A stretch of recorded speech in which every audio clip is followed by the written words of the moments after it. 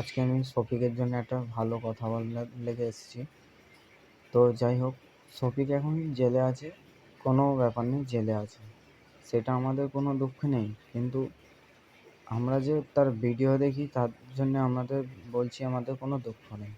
কিন্তু পল্লীগ্রাম চ্যানেলে শফিক ছোট থেকে নিয়ে বড় পর্যন্ত, যেমন ও বড় হয়েছে, বয়সে বড় হয়েছে, কিন্তু পল্লীগ্রাম চ্যানেলটাকে ও একদম মাটি থেকে নিয়ে আকাশ ছুঁয়ে দিয়েছে।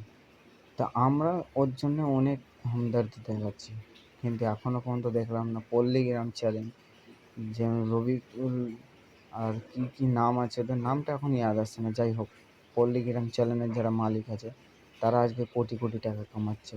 কার জন্য? শফিকের মতো ছোট ছোট বাচ্চাদের জন্য।